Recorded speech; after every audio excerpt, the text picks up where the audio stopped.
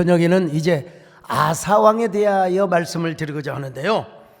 이 아사왕은 솔로몬의 손자요, 그리고 아비야의 아들이었습니다. 근데 웬 축복이 있는지 정말 그의 아버지와는 달리 오로지 하나님밖에 몰랐어요. 말로만 하나님을 섬기자고 한 것이 아니었습니다. 왜 그랬는지는 몰라도 제가 추측하건대 하나님이 첫째는 은혜를 주셨고, 아마도 솔로몬이 쓴 전도서나 잠언 이런 그 지혜서를 받지 않았을까 이런 생각이 듭니다. 어쨌든 간에 하나님 보시기에 선을 행하고 정직한 왕이었습니다. 역대하 14장 2절을 봅니다. 시작. 아사가 그의 하나님 여호와 보시기에 선과 정의를 행하여. 선과 정의를 행하였다. 여러분, 성경을 보면요, 여호와 보시기에라고 하는 표현들이 여러 군데 나옵니다. 대표적으로 열왕기하 22장 2절을 보십니다. 시작. 요시아가 여호와 보시기에 정직히 행하여 그의 조상 다윗의 모든 길로 행하고 좌우로 치우치지 아니하였더라. 역대하 28장 1절 같이 봅니다. 시작. 아스가 왕위에 오를 때에 나이가 20세라 예루살렘에서 16년 동안 다스렸으나 그의 조상 다윗과 같이 아니하여 여호와 보시기에 정직하게 행하지 아니하고. 여호와 보시기에 말이 이걸 이야기하기 위해서 지금 읽은 거예요. 역대하 29장 2절도 봅니다. 시작. 히스기야가 그의 조상 다윗의 모든 행실과 같이 여호와 보시기에 여호와 정직하게 보시기에, 여호와 보시기라는 말은 어떤 말? 히브리어 말로 베이네이 아도나이라, 여호와의 눈 안에, 하나님의 눈동자 안에라고 하는 뜻입니다. 이 말은 하나님 보시기에 진짜 모습이에요. 여러분, 우리가 막 겉을 꾸미고 막 그냥 그렇잖아요. 또 머리도 단정하게 하고, 사실은 이것이 본 모습이 아니라 우리가 꾸미지 않는 우리 속마음의 상태, 우리의 진정한, 그래서 칼빈은 바로 코람데오를 얘기했잖아요. 신전의식. 오늘 나는 어떤 사람인가? 나는 하나님 보시기에 과연 선과 정의를 행하고 정직한 사람인가? 하나님 면전에서의 삶을 얼마나 살고 있는가? 여호와 보시기에 언제나 선하고 정직하며 정의를 실천하는 저와 여러분 되시기를 주의 이름으로 축원합니다. 온전한 삶이 무엇인가? 여러분, 내가 주님 앞에 어떤 사람입니까? 주여, 마른 막대기에 불과하고, 주여, 저 지팡이에 불과할지라도 하나님이 쓰시면 나는 하나님의 종으로 쓰임받을 줄로 믿습니다. 내가 주님 앞에 무엇입니까? 마른 막대기가 아닙니까? 내가 주님 앞에 쓸모없었던 타다 남은 죄가 아닙니까? 나를 도우소서,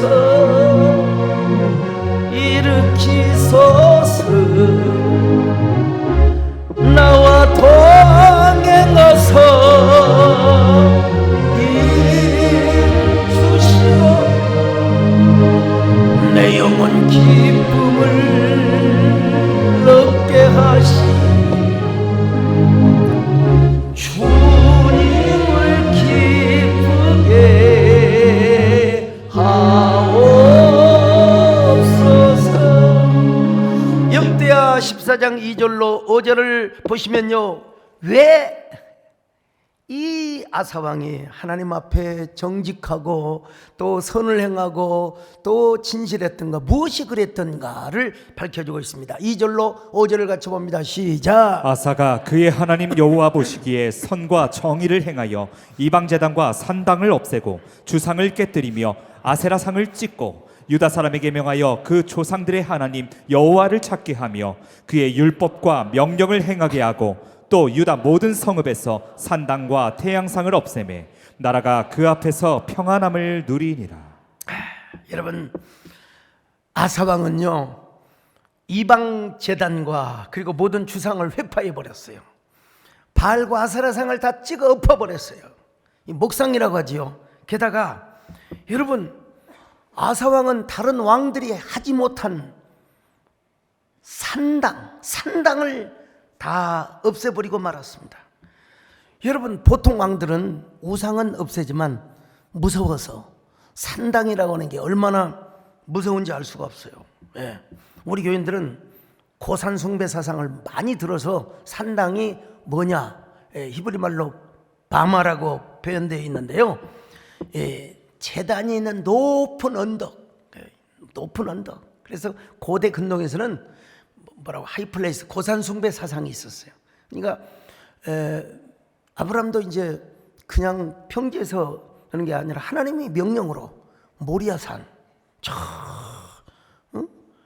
예루살렘에 있는 모리아산까지 가서, 고대 근동에서는 일반적으로 높은 언덕에서 그 제단을 쌓는 것이 일반적인 문화이기도 했습니다. 세겔도 높은 언덕이고요, 헤브론도 마찬가지입니다. 사실은 이런 높은 곳에서 이방 사람들은 이방신에게 제단을 쌓았습니다. 그러나 우리 믿음의 족장 아브라함은 그 언덕에서 제단을 쌓은 건 사실이지만 대상이 달랐어요. 대상이 누구냐? 여호와 하나님께 제단을 쌓았다는 것입니다. 자, 이방인들은 이방신들에게 뭐 주소를 외우고 초문을 암송하고 그렇지만 여러분, 그때는 이제 회막이 없었어요. 아브라함 때는 성전이 없었어요. 근데 물론 언덕에서 하나님께 제사를 드리는 건 맞지만 그 대상이 누구냐면 하나님이었다는 거예요. 하나님이었다는 것입니다. 자, 여러분, 참 여러 가지로 어수선한 상태이죠. 여러분, 이럴수록 우리가 모여서 기도하고 나라와 민족 그리고 우리 대한민국을 위해서 기도해야 될 줄로 믿습니다. 자, 이방인들은 이방신들에게 제사를 했지만은 여러분, 믿음의 족장들도 문화가 그랬으니까 높은 언덕에서 제단을 쌓았지만 그 대상이 뭐였느냐? 우리 하나님이셨다는 거예요. 우리 하나님이셨다는 거예요. 그러나 나중에 이제 성전을 짓고 나서는 달라요. 성막부터 달라요. 예. 하나님께서 이제는 산당 제사를 거부, 나는 안 받는다 그랬어요. 한 장소 성막이 나와서 제사를 드려라. 또 솔로몬 성전이 지어진 이후로는 어느 산당에도 올라가서는 안 된다. 물론 솔로몬이 성전을 짓기 전에 기브온 산당, 기브온도 높은 언덕입니다. 엄청나게 넓은, 근데 막 각종 신들에게 제단을 다 썼어요. 근데 이 사울이 그 기브온에다가 성막을 설치해 놨거든요. 사실 그 이제 다윗이 성막을 좀 옮겨오면 좋을 텐데 이게 우리 바람이죠. 그런데 법궤만, 하나님 언약궤만 바로 다윗 궁에 모셔왔고 그대로 이제 기본의 성막이 있도록 했어요. 그나마 정치적 상황 때문이지 않았을까 싶은데요. 솔로몬이 기본 산당에 가서 제단을 쌓았지만 누구를 향하여 제단을 쌓았느냐? 바로 여호와 하나님을 향하여 제단을 쌓았다는 것입니다. 자, 그런데 여러분, 이상하게요. 여기 들여다보면 안 됩니다. 그러면 꼭 보고 싶은 심리 있잖아요. 예. 뭐 링크 걸어놓고 이거 보시면 절대 안 됩니다. 그러면 더 열어보고 싶잖아요. 제 핸드폰에요. 우리 교회 장로님 조남으로 이렇게 긴급 부고 문자가 왔어요. 저희 아버님께서 병세가 위중하셔서 오늘 오전에 소천을 하셨습니다. 그리고 뭐 내용은 아래와 같습니다. 그걸 딱 열었어요. 열었더니 그게 가짜였어요. 근데 핸드폰이 틀린 거예요. 그래가지고 얼른 스마트폰에 전화해서 알려가지고 이제는 제 번호로는 절대 가짜 뉴스가 나가지는 않을 겁니다만은, 이야, 참 어떻게 그런 사람들이 다 있어요. 다행히 저의 통장에는 돈이 없어서 다행히 만약에 제 통장에 수천 수억이 있으면 어쩌면 다 달라. 저에게 돈이 없으니까. 예. 여러분 우리 교회 통장을 내 이름으로 된 게 아니고 교회거든요. 다행이긴 다행이지만 어떻든 간에 백성들이 산당을 은근하게 좋아했습니다. 성전보다 산당을 좋아하는 습성을 가지고 있었어요. 여러분 하나님은 성전을 중심으로 한 공동체, 한 집합 공동체가 되기를 원하였는데 아이고 세상에 솔로몬 이후에 이게 특별히 므낫세 이런 왕들은 진짜 너무나 사악한 왕들이었습니다. 선한 왕들도요 백성들의 눈치를 보느라 산당을 지어가지 못했어요. 이 산당을 오늘날로 말하면 점치는 것 뭐 이런 걸로 비유할 수도 있고요, 추술로 비유할 수도 있고. 그런데 여러분 아사 왕은 산당 자기가 보이는 곳마다 다 박살을 내버리고 말았습니다. 오직 여호와 하나님 한 분만을 섬기자고 하였습니다. 그리고 절대로 이방 종교의 율례나 관습을 따라 살지 않고 오직 그분의 말씀과 명령에만 순종하자고 했습니다. 아사 왕은 왜 이렇게 할 수 있었을까요? 마음에 거리낌이 없었어요. 여러분 은혜 안에 살고 우리가 하나님의 눈동자 앞에 있으면 우리는 절대로 내가 뭐 어떤 일을 당하고 내가 어떤 상황에 놓여 있다 할지라도 여러분 우리 마음은 거리낌이 없는 것입니다. 여러분 하나님 보시기에 거리낌이 없으시기를 축원합니다. 우리가 하나님 앞에 정직하면, 우리가 하나님 앞에 은혜가 가득하면 여러분 거리낌이 없습니다. 거침이 없습니다.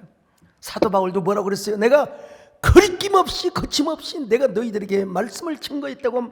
여러분 사도행전 20장 20절 같이 봅니다. 시작. 유익한 것은 무엇이든지 공중 앞에서나 각 집에서나 거리낌이 없이 여러분에게 전하여 가르치고. 자, 여러분 거리낌이 없으려면은 우리가 먼저 은혜를 받고 우리 마음이 청소가 돼야 돼요. 우리 마음이 정리정돈이 잘 되어 있어야 돼요. 예. 그런 마음으로 우리가 복음을 전하고 그런 마음으로 우리가 다 말씀을 받으면 여러분 우리에게 불덩어리로 쏟아지게 되어 있습니다. 할렐루야. 예. 여러분 우리가 악한 마귀와 싸울 때도 거리낌이 없이 싸워야 됩니다. 거리낌 없이. 어떻게 우리가 하나님 보시기에 정직하고 선을 행할 때 하나님 보시기에 하나님 맞습니다, 하나님 그렇지요, 그러면 우리가 여러분 거리낌이 없게 되어 있는 것입니다. 여러분 거침없이 우리가 주의 말씀과 은혜를 전할 수 있는 것입니다. 몸이 아파도 우리가 여러분 죽는 그날까지도 우리는 하나님을 전할 수 있는 것입니다. 할렐루야. 마귀들과 싸움을 치기라 죄악과 사탄들여 가운데 함께 싸우리라.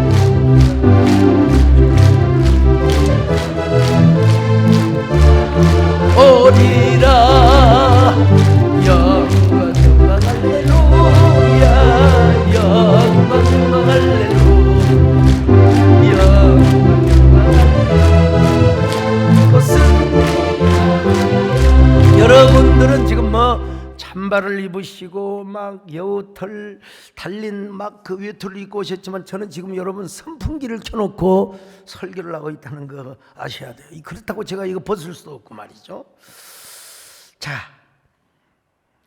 이 아세라상과 모든 주상 그리고 산당을 없앨 뿐만 아니라 모든 백성 장로들로 하여금 우리 이제 하나님만 섬깁시다. 하나님만 섬깁시다. 그랬을 때 이제 하나님께서 아사왕에게 뭐라고 어떤 축복을 주셨느냐? 5절로 6절입니다. 시작. 또 유다 모든 성읍에서 산당과 태양상을 없애매 나라가 그 앞에서 평안함을 누리니라. 여호와께서 아사에게 평안을 주셨으므로 그 땅이 평안하여 여러 해 싸움이 없은지라. 그가 견고한 성읍들을 유다에 건축하니라. 이 아사왕도 나름대로 유다 성곽을 쌓았습니다. 성벽을 쫙 쌓았습니다. 그리고 하나님께서 뭘 주셨느냐? 평안을 주죠. 평안을 주셨어요. 여러분 우리가 오늘날도 하나님의 뜻을 따라 행하면 여러분 마음이 평안합니다. 여러분, 주여 마음이 평안을 주시옵소서. 여러분, 하나님 앞에서 하나님과 나와의 관계가 온전하면 마음이 평안해요. 여러분, 내가 쭉 팔 뒤꿈치 화상을 입어서 성경을 보니까 세상에 다윗 왕도요, 와, 참 병들어서 신음할 때가 있었더라고요. 보니까요. 네. 다윗 왕도 얼마나 나의 눈물을 유리병에 담으소서. 다윗 왕도 얼마나 많이 울었는지 몰라요. 그런데 중요한 건 뭐냐? 그래서 이제 솔로몬의 이름을, 야, 너는 편하게 살아라. 우리 아버지도 저한테 너야말로 편하게 살아라. 그래서 솔로몬 평강할 때 강자를 우리 아버님께서 편할 강자를 써 주신 거예요. 근데 여러분, 중요한 건 뭐냐? 육신도 평안한 것이 중요하지만 우리 마음이 평안해야 될 줄로 믿습니다. 마음이 평안해야 돼요. 로마서 14장에 보니까요, 하나님과 나와의 온전한 관계가 이루어지면 마음이 평안하고 기쁨이 넘친다고 말씀하고 있어요. 로마서 14장 17절 같이 봅니다. 시작. 하나님의 나라는 먹는 것과 마시는 것이 아니요 오직 성령 안에 있는 의와 평강과 희락이라. 자, 보세요. 하나님 나라는 먹는 것과 마시는 것이 아니라는 거예요. 오직 뭐예요? 성령 안에서. 성령 안에서.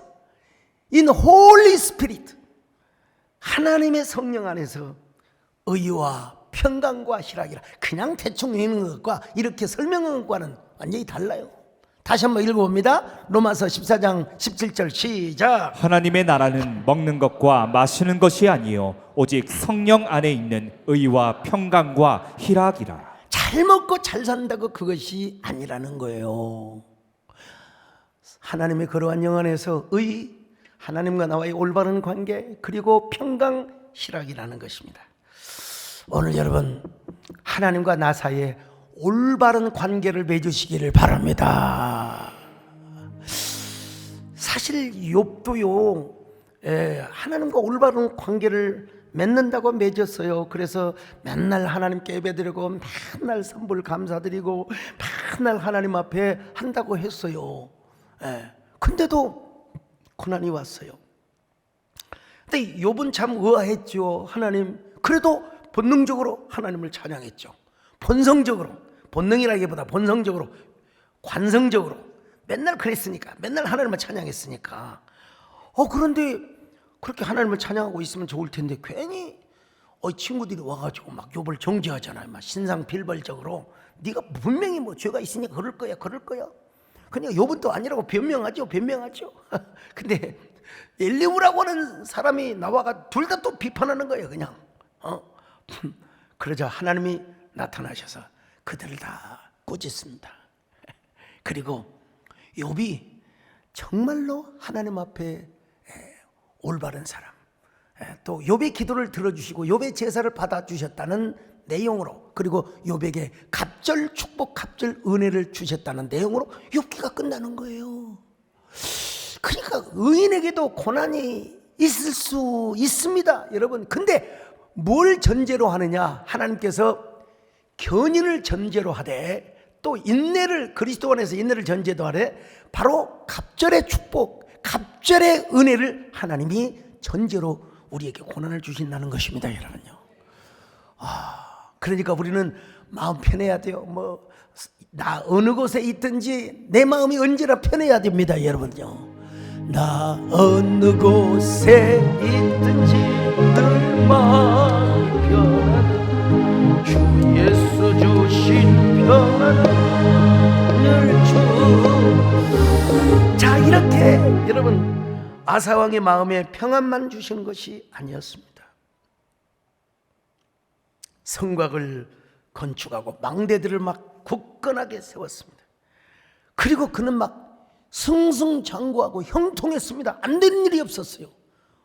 모든 무슨 일이 잘 됐습니다. 자, 7절 같이 읽습니다. 시작. 아사가 일찍이 유다 사람에게 이르되 우리가 우리 하나님 여호와를 찾았으므로 이 땅이 아직 우리 앞에 있나니 우리가 이 성읍들을 건축하고 그 주위에 성곽과 망대와 문과 빗장을 만들자. 우리가 주를 찾았으므로 주께서 우리 사방에 평안을 주셨느니라 하고 이에 그들이 성읍을 형통하게 건축하였더라. 그러니까 여러분, 저 예루살렘을 비롯하여 유다의 성곽을 높이 쌓고 또 망대도 막 그냥 올리고 막 그랬다는 것 아니겠습니까?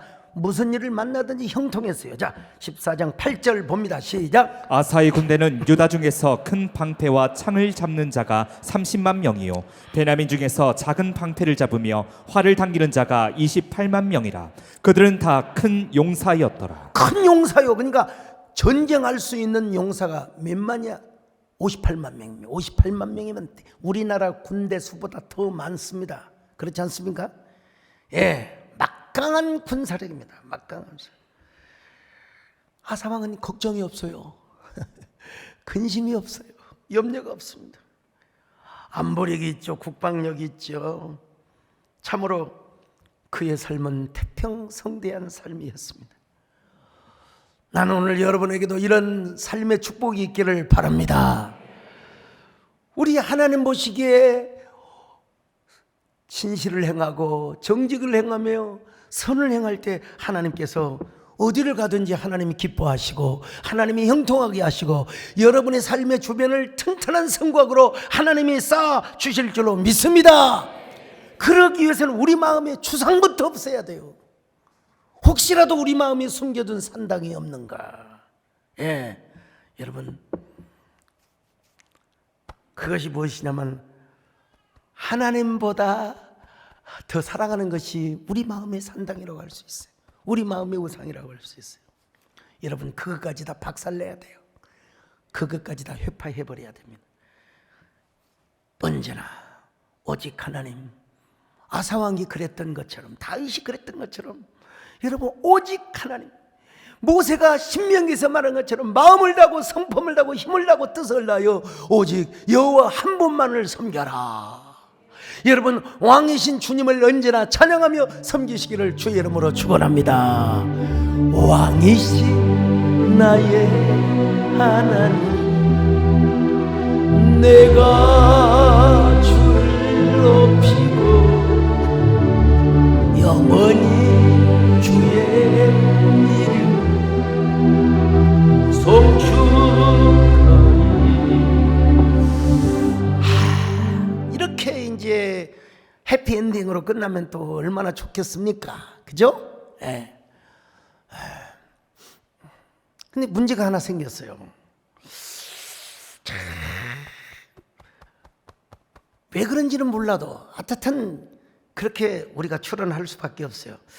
언제나 승리하고 형통하고 승승장구만 누리면 나도 모르게 기도가 더디고 나도 모르게 충성이 좀 더디고 놀고 싶어요.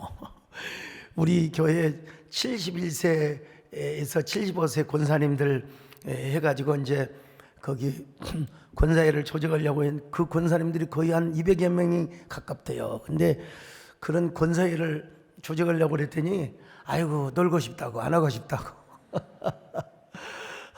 이게 여러분 인간의 본성입니다. 사실 본성이에요. 놀고 싶어요. 사람이 나태하게 되어 있습니다. 그런 의미에서 우리 정 권사님은 꼭 기도 시간을 정해놓고 기도를 하세요. 기도 시간을 정해놓고. 예. 그렇지 않으면 나태하고 안일해질까 봐서 기도 시간을 정해놓고 기도하신다는 거예요. 여러분, 사도 바울도 자기를 쳐서 복종케 하는 삶을 산다고 했지 않습니까? 뭐 고린도 전서 9장 27절인데 금방 준비는 안 될 것이고, 어쨌든 여러분 나 스스로 자신을 복종케 하지 않으면 여러분 우리는 누구나 다 나태하게 되어 있어요. 안일하게 되어 있습니다. 다. 근데 우리 하나님께서 기도하게 하시려고, 더 말씀에 몰입하게 하시려고, 더 하나님만 의지하게 하시려고, 여러분 전심으로 하나님께 매달리게 하려고 하나님께서 어떤 사건을 발생하게, 그건 우리 인간적으로 볼 때는 세렌디피한 것 같지만은 세렌디피한 것 같지만은 여러분 결코 우연이 아닙니다.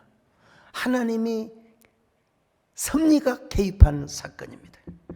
아사 왕도요, 성경에서 직접적으로 언급하고 있지는 않지만 제가 보기에 아사 왕이 좀 약간 군사력이 이렇게 크니까 또 뭐 자기 힘이 이렇게 막강하고 뭐 재정력도 있고 그러니까 약간 좀 안일하지 않았을까, 이런 조바스러운 추측을 한번 해봅니다. 사람은 누구나 그렇습니다, 여러분. 다윗도 여러분 너무나 힘이 강한 나머지 결국 사고를 쳤지 않습니까? 우시아도 그랬고 성경에 보니까 히스기야도 내탕고를 보여줬고 다 그런 겁니다. 어쨌든 하나님은 아사 왕에게 엄청난 사건을 주셨는데요, 그것은 바로 왕이 사느냐 죽느냐, 나라가 살아남느냐 죽어나느냐, 여러분 이 엄청난 기로점에 선 사건이요. 자, 14장 9절로 10절 같이 읽습니다. 시작. 구스 사람 세라가 그들을 치려하여 군사 100만 명과 병거 300대를 거느리고 마레사에 이르매 아사가 마주 나가서 마레사의 스바다 골짜기에 전열을 갖추고. 구스 사람 세라, 군사가 100만 명이요, 그리고 병거 300승이니까 오늘날로만 탱크 300대를 몰고 이거 100만 명. 유다는 총동원해도 58만이야. 자, 결국 전쟁을 하면 누가 이기겠습니까? 58만과 그리고 100만 명이 싸우면 당연히 100만 명이 이기죠. 당연히 이기게 되어 있죠. 그러니까 여러분 아사가 얼마나 가슴이 두근반서근만 했겠습니까? 그래서 하나님 앞에 아사 왕은 엎드려 기도하지 않을 수 없었습니다. 정말 답답한 현실 속에서 아사는 하나님께 엎드리지 않을 수가 없었습니다. 눈물로 하나님 앞에 기도하였습니다. 자, 11절입니다. 시작. 아사가 그의 하나님 여호와께 부르짖어 이르되 여호와여, 힘이 강한 자와 약한 자 사이에는 주밖에 도와줄 리가 없사오니 우리 하나님 여호와여, 우리를 도우소서. 우리가 주를 의지하오며 주의 이름을 의탁하옵고 이 많은 무리를 치러 왔나이다. 여호와여, 주는 우리 하나님이시오니 원하건대 사람이 주를 이기지 못하게 하옵소서 하였더니. 아사의 기도를 보면은요, 얼마나 처절한지 알 수가 없어요. 그리고 얼마나 하나님 앞에 맡기는 기도인지를 알 수가 있어요. 주여, 강한 자와 약한 자 사이에 도와줄 분은 이집트도 아닙니다. 애굽도 아닙니다. 어느 누구도 아닙니다. 나를 도와줄 분은, 우리 유다를 도와줄 분은 저 북왕국 이스라엘도 아니고 자기 아람 나라도 아니고 오직 나를 도와줄 분은 하나님밖에 없습니다. 하나님이여 도와주시기를 바랍니다. 여러분, 저 세라의 군사는 비교할 수 없이 거의 배 차이 나지 않습니까? 배 차이 나요. 병거가 300승이란 말이에요. 그 탱크 부대가 그냥 밀고 들어오면 어떡하냔 말이에요. 백성들을 깔아뭉갤 것 아니겠습니까? 그렇게 잘 나가고 형통하며 평안할 때 나도 굉장히 똑똑하고 나도 굉장히 박식한 줄 알았는데, 아이고요, 세라와 같은 저 100만 대군이 나를 공격해 오면 혼돈이네요. 어쩔 줄 몰라요. 어쩔 줄 몰라요. 아이고, 그러니까 여러분 그럴 때는 어떻게 해야 되느냐? 절박한 심정을 가지고 하나님 앞에 기도해야 됩니다. 여호와여, 강한 자와 약한 자 사이에는 오직 도와줄 분이 하나님밖에 없습니다. 그러므로 저를 이 시간 도와주시기를 바랍니다. 주여, 나의 인생의 종지부를 여기서 찍지 말게 하여 주옵시고, 하나님 쉼표는 줄지언정 인용문은 줄지언정 하나님이여, 나의 기도를 들어 응답하여 주시옵소서. 여러분, 그럴 때 하나님께서 우리의 힘이 되어 주십니다. 우리의 능력이 되어 주십니다. 여러분, 약할 때 강함이 되어 주심을 믿으시기를 바랍니다. 약할 때 강함, 나의 복이 되시죠. 나의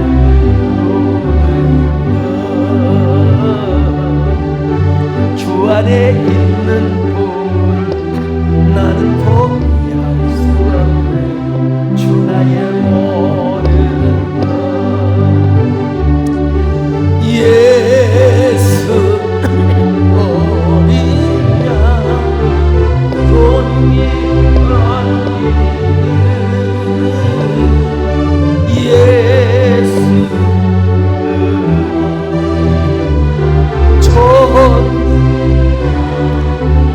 여러분, 아사 왕이 간절하게 기도하였을 뿐만 아니라 이 전쟁을 누구의 전쟁으로 돌려버렸느냐?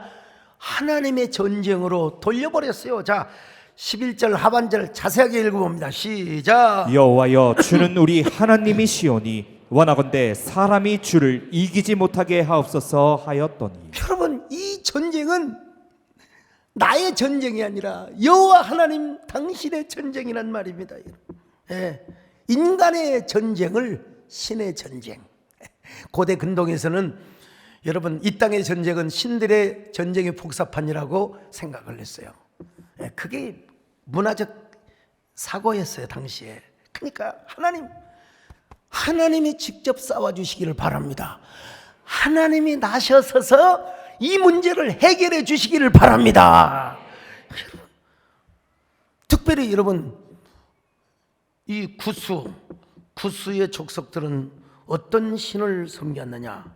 구스는 오늘날 이디오피아를 말하는데요. 구스는 함의 아들이며 니므롯의 할아버지. 자, 창세기 10장 6절입니다. 시작. 함의 아들은 구스와 미스라임과 붓과 가나안이요. 그다음 10장 8절 시작. 구스가 또 니므롯을 낳았으니 그는 세상의 첫 용사라. 야, 이 첫 용사, 이 바벨론, 고대 바벨론 제국의 초대 왕이라고 해요. 근데 어떻든 이렇게 전해집니다. 마루둑의 신화를 흉내낸다고. 마루둑이 이제 고대 근동 가운데 최고의 출신이었거든요. 마루둑의 흉내를 낸다고. 그 신화를 보면은 이 마루둑이 말이죠.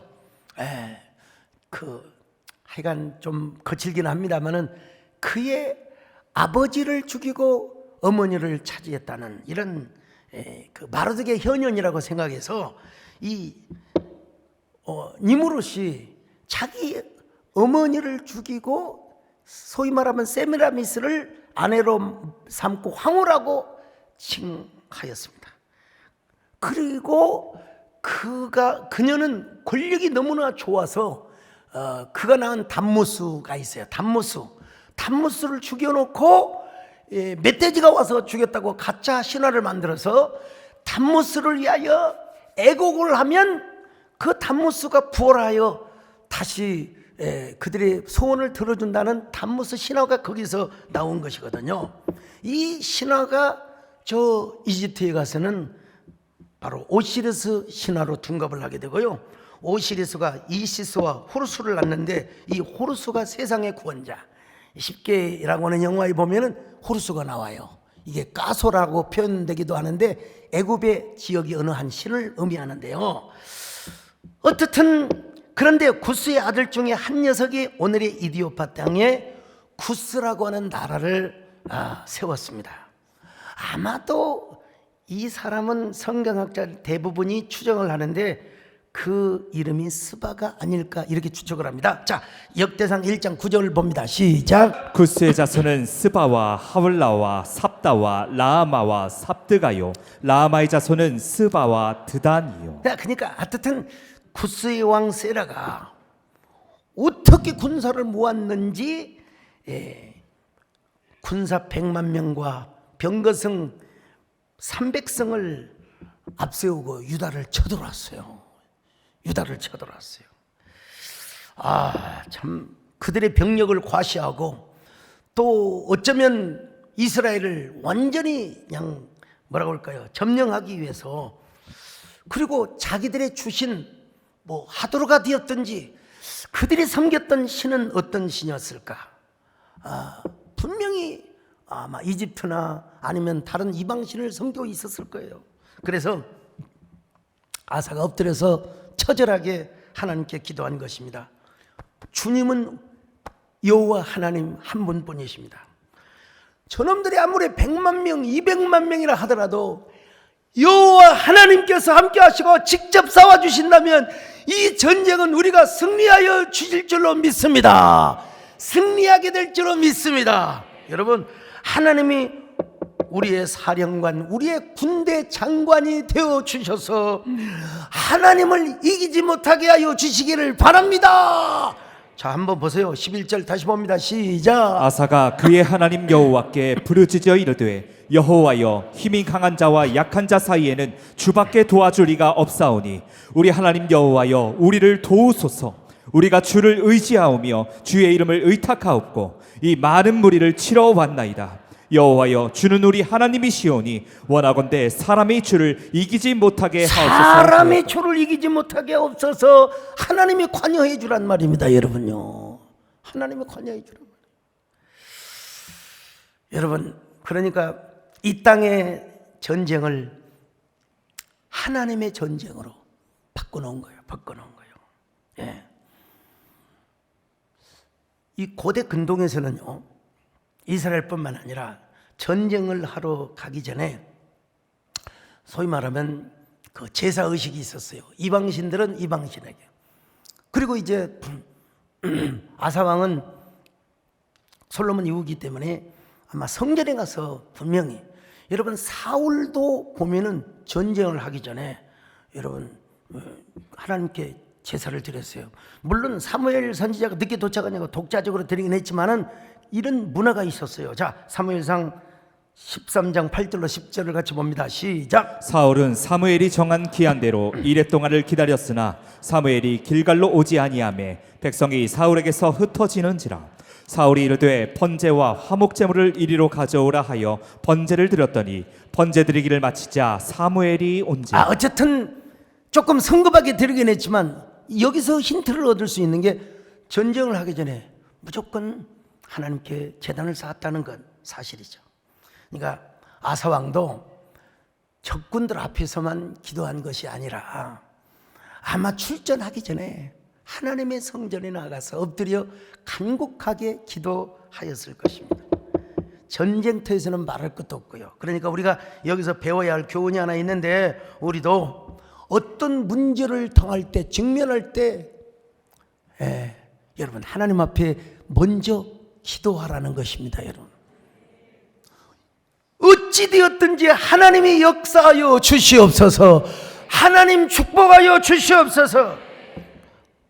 문제를 가지고 하나님 앞에 던져놓아야 돼요. 여러분, 나 혼자 끙끙 앓지 마시고요. 하나님, 이것은 제가 할 일이 아닌 것 같습니다. 저는 감당할 수 없습니다.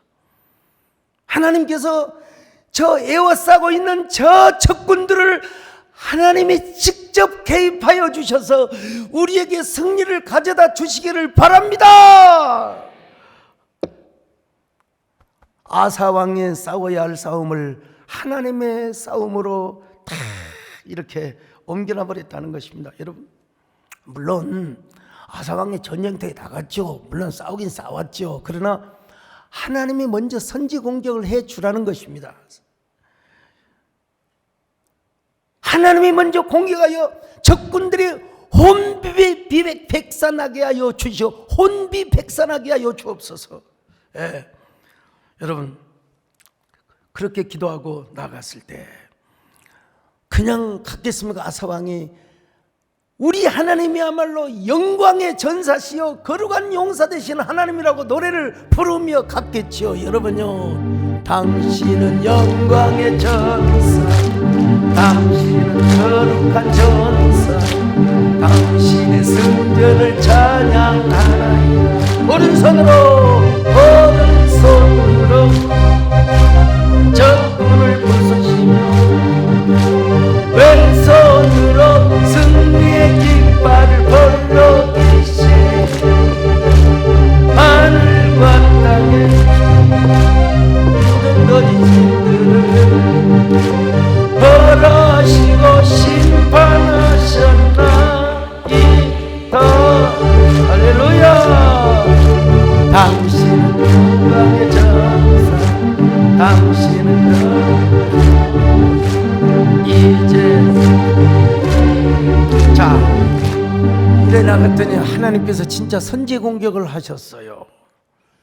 하나님께서, 자 12절로 13절을 보십시다. 시작. 여호와께서 구스 사람들을 아사와 유다 사람들 앞에서 치시니 구스 사람들이 도망하는지라. 아사와 그와 함께한 백성이 구스 사람들을 추격하여 그랄까지 이르매 이에 구스 사람들이 엎드려지고 살아남은 자가 없었으니 이는 여호와 앞에서와 그의 군대 앞에서 패망하였음이라. 노략한 물건이 매우 많았더라. 보세요.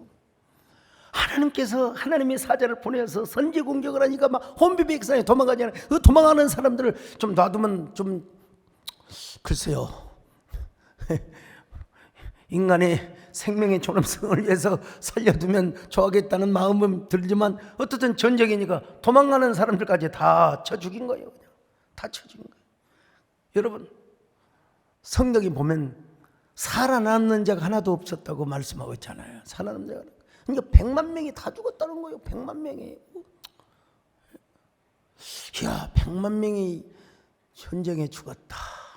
참 대단할 일이죠. 정말 놀라운 일이죠. 놀라운 일이죠.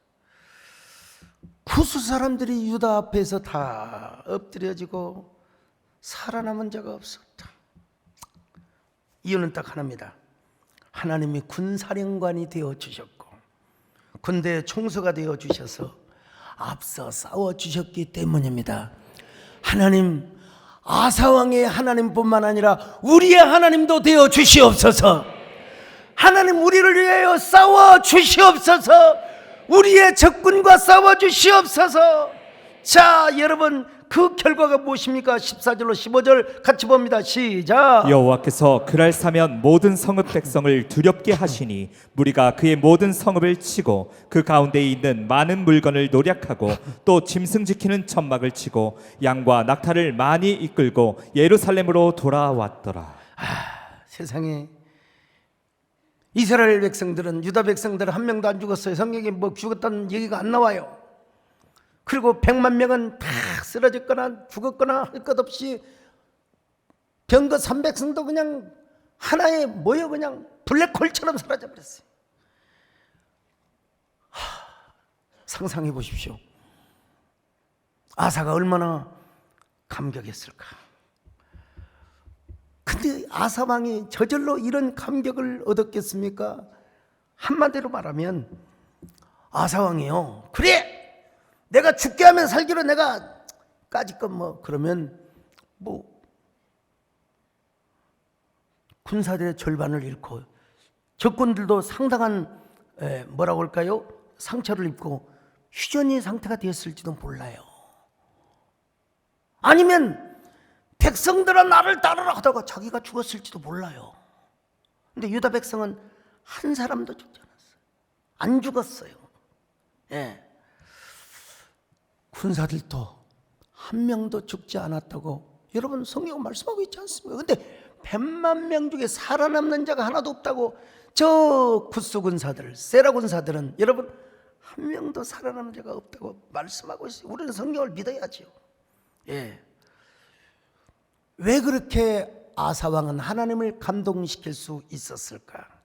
여러분, 첫째는 하나님을 군사령관으로 모셨고 또 하나는 자기 죽음을 경험했어요. 왕이 되어가지고. 왕이 뭔데 왕도 죄인인데 사실 기도해야지요. 여러분, 제가 우리 박선혜 전사님 집회 오셔가지고 막 그냥 손 들고 무릎 꿇고 기도하라고 그래서 저도 그냥 무릎을 꿇었죠. 무릎을 꿇고 성이야 맑은 낙은 간에 그냥 무릎을 꿇었죠. 그래도 후회하지는 않습니다, 여러분. 하나님께 기도한 것이, 남는 것은 하나님께 기도하는 것밖에 없습니다. 여러분에게 뭐 수십억, 수백억의 자본이 있습니까? 남는 것은 하나님께 사실 드리는 것밖에 없습니다. 예. 여러분, 그렇게 희생을 치러가지고 적군을 막은들 무슨 소용이 있겠습니까? 그럴 바에야 아사왕은 차라리 자기 죽음의 경험의 기도를 하나님께 드린 겁니다. 바짝 엎드렸어요. 자기를 굴복시켰어요. 하나님, 저는 싸울 힘이 없습니다. 하나님, 저의 힘으로는 저 적군을 막을 힘이 없습니다. 하나님 도와주시기를 바랍니다.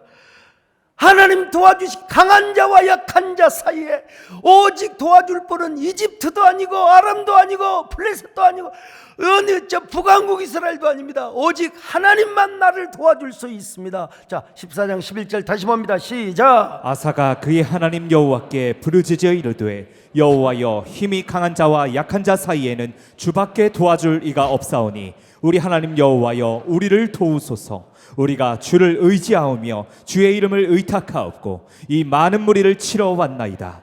여호와여, 주는 우리 하나님이시오니 원하건대 사람이 주를 이기지 못하게 하옵소서 하였더니. 한 절이 이렇게 길어요. 한 절이 이렇게 길어요. 근데 여러분 어쩌지요? 시간이 다 갔어요. 이런 아사의 자기 죽음의 기도, 자기 죽음의 제사를 하나님께 드렸을 때 하나님께서 남왕국 이스라엘의 총사령관이 되어 주셔서 여러분 저 세라의 군사와 맞서 싸우시고 그들을 징벌하시고 여러분 아사라 여러분 위대한 역전을 하나님 선물로 주셨다는 것입니다. 주야, 오늘 우리도 하나님이 내 인생을 돕게 하옵소서. 나를 도와주시옵소서. 나를 축복하여 주시옵소서. 여러분, 우리 하나님이 우리를 도우시면 되는 것입니다. 팔은 다쳐놓고 입은 살아가지고 말해 소리는 쨍쨍. 여러분, 목사가 여러분 소리를 지를 수 있어요. 목사지. 여러분 모두 역전의 주인공 되시기를 주의 이름으로 축원합니다. 시험 걱정 모든 괴로움 없는 사람도